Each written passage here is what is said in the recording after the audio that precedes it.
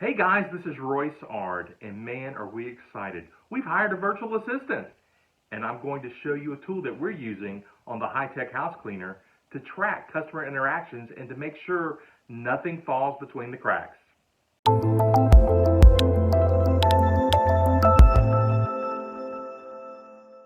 Thanks for joining us on the high-tech house cleaner, where we give you tips for using technology, creating systems, and using software automation tools to make your business run better and be more profitable. So after 7 years of being in business, we finally hired someone to help us with customer service, and it's working out great. But one of the first things we discovered is with 3 people talking to customers at different times and handling different customer issues, how are we going to keep track of everything that's going on? Sure, we enter everything into our field service software, but how do you know something has changed? It's one thing just to look on the calendar and see if there's an appointment that's been moved. It's another thing to realize why that appointment moved and where it went to. So we've created a special tool just using Google Sheets and a Google form. It's very easy to set up. And today I'm going to show you how it works and what we're able to do with that and how to set up your own. So this is what our customer contact form looks like. It's a very simple form, very clean, easy to use. It only takes just a minute to update it, and we'll walk through it and I'll show you all the different things about the form. The first section is who created the form, or who submitted it. And for us, it's one of 3 people. It's Caitlin, Tamara, or Royce. The next one is the contact name. And the contact name would be the prospect that's calling or the customer that's calling. So who are we talking to? The next would be type of contact. And we have several choices here: inbound text, outbound text, inbound telephone call, outbound telephone call, inbound email, outbound email, just a transaction that was done in our field service software. We use Jobber. Other, just something that's a sort of a catch-all. And then lastly, an outbound quality control call. So we have an idea and we can search on these as, so it gives us a lot of data that we can use to help manage our business. The next piece is the information regarding the contact. So what was it about? Did someone want to sign up for new service? They were getting pricing, or did they need to cancel a cleaning or move a cleaning? So we just put a little blurb here. Any of the detailed information will go into our field service software. So we would just put something like customer needs to move appointment to Wednesday, January the 18th, or whatever it is. And then you would go into the field service software, actually make the move, maybe put some more notes in there about why they're having to move or what the status is, and then save those so that when the cleaner goes, they know what happened. And then we have, did we close the loop? And closing the loop for us means that the issue has been completely handled. It was confirmed with the customer. If the cleaner needed to be notified, they've been notified. Usually those are day of type situations. Any moves, updates, those have all been added to Jobber. And then if there's any follow-up that needs to be done by Tamara or Royce, that they've been notified. So it means that the issue has been completely handled. And the answers are either yes, no, or other. Other, of course, meaning that it needs to have additional follow-up. So once this is done and it's submitted, then that data goes into the spreadsheet. And I'm just going to sort of flow through everything that we did last week. So this is 1 week's information of all of the customer contacts that we made. And if you look down here, it looks like we made about 91 contacts during the week. And what time, what day the contact was made, the contact's name. I have scrubbed this so that you don't see our contact because of privacy issues, but the customer's name would appear here.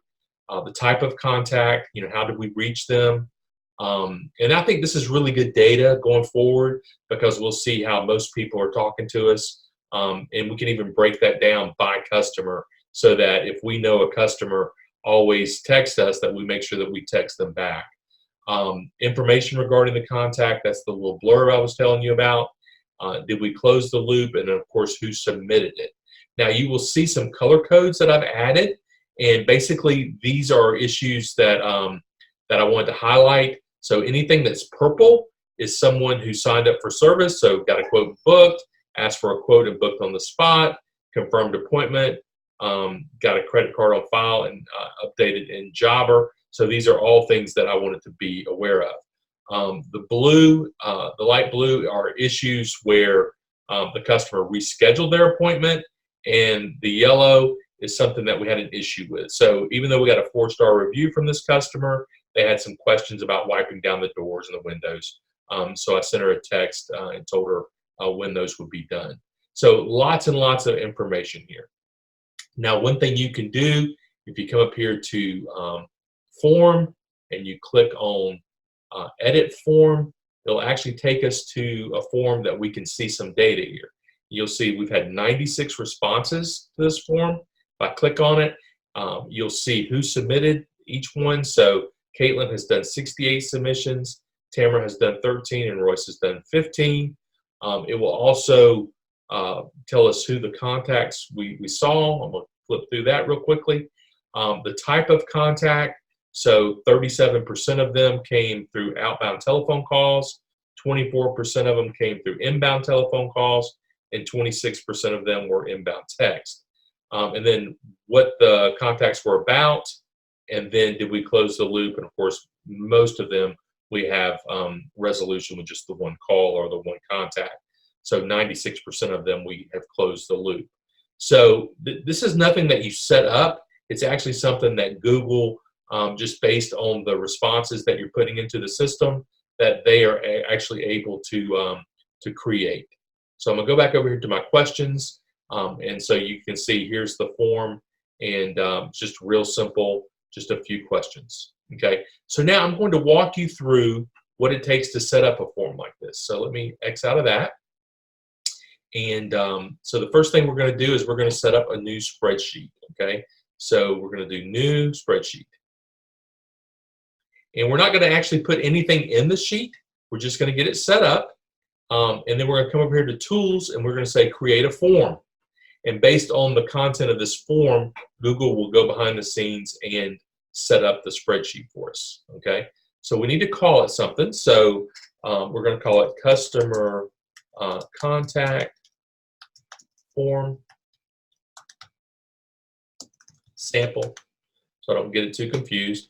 And then you can write a description. So this is a sample of the customer contact form that we are using in our business. Okay, and then the first question. And so I'm going to go back over here to the form that we're looking at. And our first question is, who submitted the form? So, so we're going to type in submitted by. And then I don't want to make that a short answer. I actually want to make it check boxes. So I'm going to put Caitlin, and then Tamara, and then Royce. I want to make it required, so I'm going to click this box down at the bottom, or this little slider, and I'm going to make it required. So we have to have a response to this, or you can't move forward on the form. Okay. Next question. We click the little plus button here, and it lets us add a question. So let's go back over to our sample, and the next question is, who is the contact? So who is the, or who was the contact with? We're just going to make it a little bit different than our other form. And on this one, we want a short answer, because you're just going to type the name of the contact. And again, I'm going to use this slider and say that that's required. Okay, let's add another question and go back here. And so the next question is, what type of contact? And these are all the different methods that we can contact a customer. So let's go over here and say, what type of contact? And then we're going to make this a drop down, and we're going to say inbound phone call. We'll add another option, outbound phone call. We'll add inbound email and outbound email. Of course, you can add as many as you want in the drop down, but we're just, for expedience sake, we're just going to add those 4. And again, we're going to make it required. So we'll add another question, And now we want to know what was the contact issue. We'll just call it that. Okay. And on this one, we need a little bit more area to leave that information. So we're going to put paragraph, and it gives you plenty of room here to write a long answer. And again, we're going to make it required. And then I think the last one here is, did we close the loop? Okay, so we're going to write, did we close the loop on this issue? Okay, and we can just add yes, no, or maybe. And instead of maybe, we're going to make that other. Okay, so those are the three choices that we have, and it's a multiple choice. And we're going to say that's required. And that's it. That's all we have to do. And this form has been created. Okay. Anytime you're working in a Google Doc or Google Sheet or Google Forms, you don't have to save it. Everything's going to be saved automatically. So that's already been done. So now let's go back to our spreadsheet. So the spreadsheet is right here. Okay. All right. So the first tab here is our form responses. Okay. And I'm going to just do a little bit of work here so it makes it a little easier to see. I'm going to bold these headings. We'll make them a little bit larger. We'll open these up a little bit. And there we go. So now we have everything here. Okay. So let's add some data. All right. It's that simple to set this up. So I'm going to come up here to form, and I'm going to say go to live form. Okay. So now I'm in a live form, and let's say a customer calls and I answer the call, and it was Mary Smith. Okay. And so she called me. So it was an inbound phone call, and she wanted pricing for bi-weekly service. So I take care of that. I gave her the pricing. So I'm going to say, yes, I closed the loop on this issue and submit. And that's simply it. Okay. So I can do another one. I just say submit another response. And this is going to be me as well. And the contact was with Joseph Jones.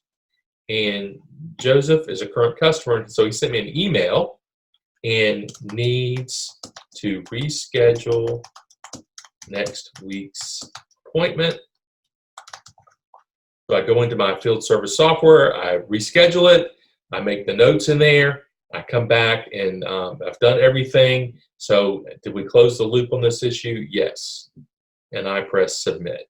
Okay.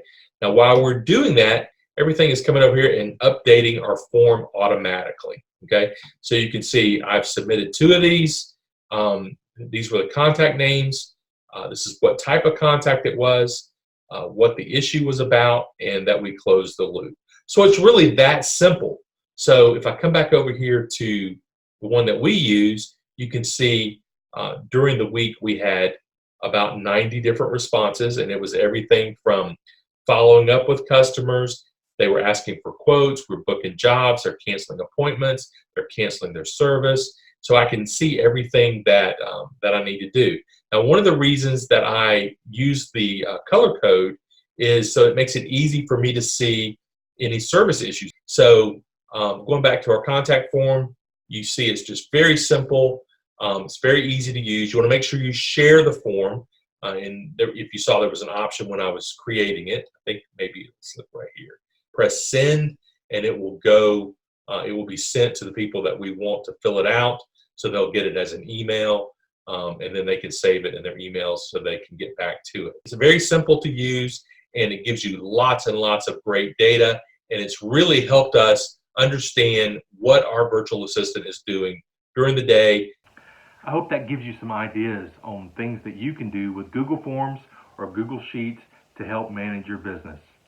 If you like this video, please like it, and also please subscribe to our YouTube channel, The High Tech House Cleaner, for more tips and ideas on how to use technology, how to create systems, and how to use software automation tools to make your business better and to make you more profitable. Thanks for joining us.